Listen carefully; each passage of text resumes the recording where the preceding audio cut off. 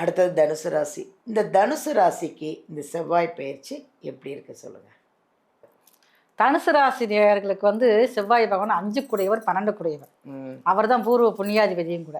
அப்போ இது வரைக்கும் பாருங்க மேஷத்தில்.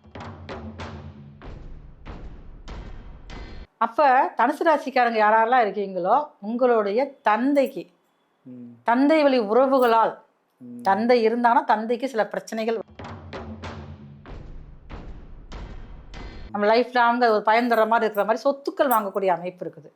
அந்த சொத்துக்களும் பாருங்க ஒரு நீர்நிலை சார்ந்த இடத்துல வாங்குவீங்க. நல்லா தண்ணி வச்சு நல்லா இருக்கணும்பா. எது வந்தாலும் பார்த்துக்கலாம்பா. போனதெல்லாம் போயிட்டு இனிமே என்ன இருக்குது. அப்போ நம்ம ஏதாவது இறங்கி ஏதாவது வேலை செய்வோம்.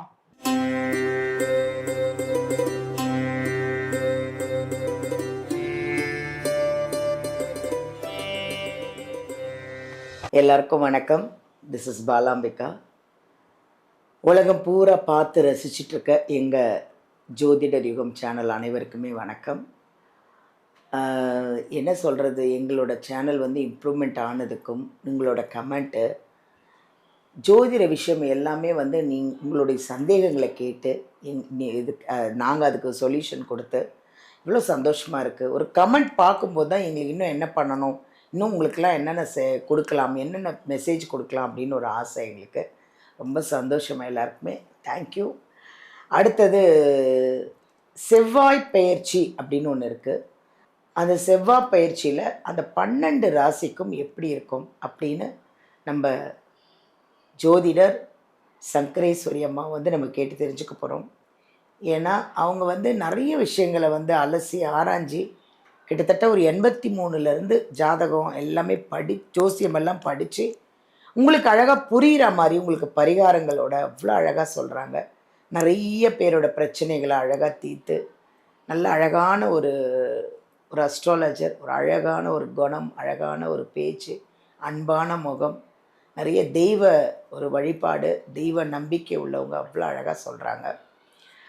அடுத்தது என்னென்னா, அவங்க சாதாரண விஷயம் இல்லைங்க. அவங்க சாதாரணமாக நினைக்காதீங்க. அவங்க வந்து நியூமராலஜி பார்க்குறாங்க, அஸ்ட்ராலஜர், வாஸ்து, மலர் மருத்துவம், அதாவது ஃப்ளவர் ரெமிடின்னு ஒன்று இருக்கும், அதுவும் பண்ணுறாங்க. ஸோ என்ன பிரச்சனைனாலும் எதுனாலும் அவங்கக்கிட்ட வந்தீங்கன்னா, அவங்கக்கிட்ட ஜாதகத்தை எடுத்துகிட்டு வந்தீங்கன்னா அவங்க அதை பார்த்து அலசி ஆராய்ஞ்சி உங்களுக்கு அழகான ஒரு தீர்வு சொல்யூஷன் கொடுத்து உங்களை ஒரு நிம்மதியாகவும் சந்தோஷமாகவும் வாழ வைக்கிறதுக்கு அவங்க வழி பண்ணி கொடுப்பாங்க. அப்படி ஒரு அருமையான ஒரு அஸ்ட்ராலஜர் நம்ம சங்கரேஸ்வரி அம்மாவை தான் நம்ம மீட் பண்ண போகிறோம். வாங்க, இந்த செவ்வாய் பயிற்சி எப்போ, எப்படி, 12 ராசிக்கு எப்படி, அதையும் கேட்போம்மா. வாங்க உங்களை மீட் பண்ணுவோம். வணக்கம்மா. வணக்கம்மா. எப்படி இருக்கீங்க? நல்லா இருக்கம்மா, சிறப்பாக இருக்கும், மகிழ்ச்சியாக இருக்கும். நம்முடைய நேயர்களுக்கு ஒரு அறிமுகத்தை கொடுத்துருவோம். சொல்லுங்கள். உலகெங்கும் இருந்து கண்டுகளித்து கொண்டிருக்கும் நம்முடைய ஜோதிடர் யுகம் டிவி நேயர்களுக்கு உங்களின் மருத்துவ ஜோதிடர் SR சங்கரேஸ்வரியின் அன்பான வணக்கங்கள். செவ்வாய் பயிற்சி எப்போ வருது, இந்த செவ்வாய் பயிற்சிக்கு அந்த 12 ராசிக்கும் எப்படி இருக்க போகுது அப்படின்னு உங்களை கேட்டு அந்த 12 ராசிக்காரங்களுக்கும் நம்ம தெளிவாக ஒரு விஷயத்த சொல்ல போகிறோம். ஸோ எப்போ வருது அந்த செவ்வாய் பயிற்சி? செவ்வாய் பயிற்சி அதுக்கு முன்னாடி செவ்வாயை பற்றி முதல்ல பார்த்துக்கணும். சொல்லுங்க. செவ்வாய் இல்லாம இந்த உலகத்துல இயக்கமே கிடையாது. ஆமா. அந்த அளவுக்கு நம்ம உடம்பு நம்ம ஆரோக்கியம் இருக்கன்னா செவ்வாய் ரத்த காரகர் முக்கியம். ஓ, பிளட் வேணும்ல, உடம்புல. அது காரகர் யாரு? செவ்வாய் தான். செவ்வாய் ஆதிக்கம் குறைஞ்சா பிளட் குறைஞ்சிரும், ஹெச்பி குறைஞ்சிரும். அப்புறம் நம்ம வாட்டுக்கு பேய் பிடிச்ச மாதிரி அப்படியே மக்குன்னு உட்காந்துட்டே இருக்க வேண்டியது, மக்கு பிடிச்ச மாதிரியே இருப்போம். அப்ப செவ்வாய் ஒவ்வொருத்தருடைய வாழ்க்கையிலையும் உடல் ரீதியாகவும் உலகியல் ரீதியாகவும் எல்லா இடத்துலையும் செவ்வாய் தேவை. Very good. செவ்வாய் தான் பாருங்க காலபுருஷனுக்கு முதல் ராசியில ஆட்சி வீட்டுல இருக்காரு. அப்ப அதே பாருங்க காலபுருஷனுக்கு 8ஆம் இடமான விருச்சிகத்திலேயே அவர் சொந்த வீடு தான். காலபுருஷனுக்கு 4ஆம் இடம் கடகத்துல வந்து நீசமாகறாரு. அப்ப இதே இது ஒரு காலபுருஷனுக்கு 10ஆம் வீட்டுல வந்து செவ்வாய் வந்து உச்சபலத்தோட இருக்கிறாரு. இந்த செவ்வாய் 21/6/2026 அன்னைக்கு மேச ராசியில கார்த்திகை 1ஆம் பாதத்துல இருந்து கார்த்திகை 2ஆம் பாதமான ரிஷப ராசிக்குள்ள என்ட்ராகிறாரு. Very good.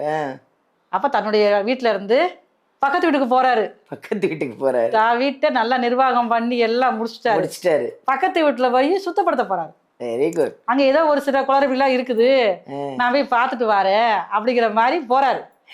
செவ்வாய் புரியாதவங்களுக்கு கூட புரியுமா நீங்க சொல்றது அவ்வளோ அழகா? செவ்வாய்க்கு மற்ற கிரகங்களுக்கெல்லாம் பாருங்க ஒரு பார்வை இருக்கும், 3 பார்வை இருக்கும். செவ்வாய்க்கு அதே மாதிரி 3 பார்வை தான். ஆனா பாருங்க 4, 7, 8 சிறப்பான பார்வைகள் இருக்குது. அப்ப ஒரு மிலிட்ரி மேன் நம்ம வீட்டுக்கு வந்தா எப்படி இருக்கும், அப்படித்தான் ரிஷபராசிக்குள்ள என்ட்ராகிறார். அன்னைக்கு பாருங்க லக்கணம் வந்து மீன லக்கணம் நடந்துகிட்டு இருக்கு. அந்த லக்கணத்துல பூர நட்சத்திரம் சிம்ம ராசி நடப்புல இருக்கிறப்ப ரிஷபராசிகளுடைய பாதத்தை எடுத்து வைக்கிறார் முதல் டிகிரியில. ஸோ இப்போ வந்து எப்படி என்டர் ஆகுறாருன்னு சொல்லிட்டீங்க. ஸோ இப்போ 12 ராசியும் நம்ம பார்க்க போகிறோம். அடுத்தது தனுசு ராசி. இந்த தனுசு ராசிக்கு இந்த செவ்வாய் பயிற்சி எப்படி இருக்கு சொல்லுங்க. தனுசு ராசி நேயர்களுக்கு வந்து செவ்வாய் பகவான் 5 குடையவர் 12 குடையவர். அவர் தான் பூர்வ புண்ணியாதிபதியும் கூட. அப்போ இது வரைக்கும் பாருங்க மேஷத்துல 5ஆம் இடத்துல நல்ல பவரா இருந்தார். அப்போ இவங்களுக்கு வந்து பூர்வீகத்தில் இருக்கக்கூடிய சொத்துக்கள்லாம் விற்று கொஞ்சம் ஏதாவது பணங்கள்லாம் கைக்கு வந்திருக்கும். இப்போ அதே செவ்வாய் பகவான் 6க்கு ரிஷபத்துக்கு போறாரு. அப்போ போறப்ப என்ன செய்வார் அப்படின்னு கேட்டிங்கன்னா, இவருக்கு வந்து வீடு வாங்குற ஆசை வரும். தனுசு ராசிக்காரர்களுக்கு வீடு வாங்குவோம், எப்பத்தான் நம்ம வந்து ஒரு ரசனை இல்லாத வீட்டில் இருக்கிறது, ஏதோ பேருக்கு தன்னாலும் ஒரு ரசனை இல்லாம இருந்துட்டோம், இப்ப வந்து ரசனையான ஒரு வீடை வாங்குவோம், ஒரு நல்ல ரசனையா இருக்கணும், பாக்குறதுக்கு விசாலமா இருக்கணும், காற்று ஃபர்ஸ்ட் உங்களுக்கு அதிகமா வரும்னு நினைப்பீங்க. தனுசு ராசிக்காரங்களுக்கு காற்றோட்டமா இருக்குன்னு நினைப்பீங்க. அந்த மாதிரியான ஒரு வீடு வாங்கக்கூடிய அமைப்பு வந்து இந்த செவ்வாய் ரிஷபத்தில் இருக்கக்கூடிய காலங்கள்ல இருக்குது. அப்புறம் அதே மாதிரி செவ்வாயுடைய பார்வையானது உங்க ராசிக்கு 9ஆம் இடத்துல படுது. அப்ப தனுசு ராசிக்காரங்க யாரெல்லாம் இருக்கீங்களோ உங்களுடைய தந்தைக்கு தந்தை வழி உறவுகளால், தந்தை இருந்தாங்கன்னா தந்தைக்கு சில பிரச்சனைகள் வர்ற மாதிரி இருக்குது. தந்தை வழி உறவுகள் மூலமாக உங்க மனசு காயப்படுத்துற மாதிரி சில வார்த்தைகள் இருக்கிறதுனால கொஞ்சம் தந்தை வழி உறவு கூட நீங்க கொஞ்சம் விலகிதான் இருக்கணும். ரொம்ப நீங்க அந்யோன்யமா இருந்தீங்கன்னா ஏதாவது ஒரு வகையில் நீங்க வந்து ஏமாற்றத்தை அடையிறீங்க. அதனால வந்து தனுசு ராசிக்கு இந்த காலகட்டங்கள்ல இந்த செவ்வாயை வந்து ரிஷபத்தில் இருக்கக்கூடிய காலகட்டங்கள்ல அடுத்து செவ்வாயுடைய பார்வையானது உங்க ராசிக்கு 12ஆம் இடத்துலயும் படுது. 12ஆம் இடத்துல படுறப்ப தான் நீங்க வந்து சொத்துக்கள் நீண்ட காலத்துக்காக நம்ம லைஃப் ஃபுல்லா நமக்கு வந்து ஒரு தேவையா யூஸா இருக்கணும், நம்ம லைஃப் லாங்க ஒரு பயன் தர மாதிரி இருக்கிற மாதிரி சொத்துக்கள் வாங்கக்கூடிய அமைப்பு இருக்குது. அந்த சொத்துக்களும் பாருங்க ஒரு நீர்நிலை சார்ந்த இடத்துல வாங்குவீங்க. நல்லா தண்ணி வச்சு நல்லா இருக்கணும்பா, அப்பதான் ரசனை உங்களுக்கு அப்படிதான் இருக்கும். அந்த மாதிரி வாங்கக்கூடிய அமைப்புகள் வந்து இந்த காலகட்டங்கள்ல இருக்குது. அதே செவ்வாயோடைய பார்வை வந்து உங்க ராசிக்கும் வருது. மன வலிமை அதிகரிக்கும். 5ஆம் இடத்துக்காரர்ல இப்ப மன வலிமை அதிகரிக்கும். எது வந்தாலும் பார்த்துக்கலாம்பா, போனதெல்லாம் போயிட்டு இனிமே என்ன இருக்குது, அப்ப நம்ம ஏதாவது இறங்கி ஏதாவது வேலை செய்வோம். ஃபர்ஸ்ட் உங்களை வந்து ஆக்டிவேட் பண்றதுக்காக தான் செவ்வாய் வராரு. உங்க ராசிக்கு 6ஆம் இடத்துக்கு வராரு. அப்ப நான் வந்து இந்த வேலை தான் பார்ப்பேன், இந்த வேலையெல்லாம் பார்க்க மாட்டேன் அப்படிங்கிற ஒரு கொள்கை வச்சிருப்பீங்க. இப்ப இந்த செவ்வாய் வந்தோடனே பாருங்க எல்லா வேலையும் செய்வேன், எனக்கு தேவை என்னுடைய வாழ்க்கை வருமானம் உயரணும், என்னுடைய பிள்ளைங்க நிம்மதியாக சந்தோஷமா இருக்கணும், ஏன்னா 5ஆம் இடத்துக்காரர் 6ல் இருக்காரு. அப்படிங்கிற அளவுக்கு உங்கள் எண்ணங்கள் உயரக்கூடிய காலமாகவும் இருக்குது. இன்னொன்று உங்களுடைய குழந்தைகள் உங்களுடைய பிள்ளைகள் மூலமாக வருமானம் வரக்கூடிய நேரம் வந்து செவ்வாய் ரிஷபத்தில் சஞ்சரிக்கும் காலகட்டங்கள் தான். அப்போ இந்த காலகட்டத்தை நீங்கள் அதிகமாகவே பயன்படுத்திக்கணும். சரி, அப்போ என்ன செய்யலாம் அப்படின்னு கேட்டீங்கன்னா,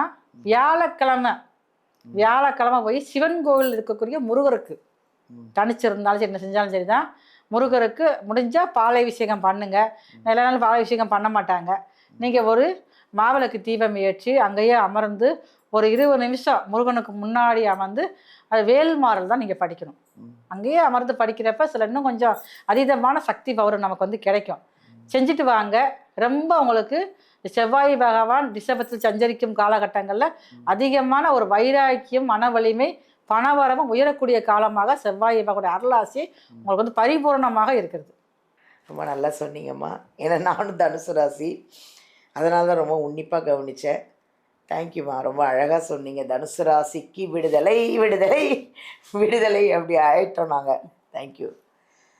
நல்லா இருக்குது. தனுசு ராசி மூல நட்சத்திரம், 3 நட்சத்திரத்தில் நான் ஒரு நட்சத்திரம்.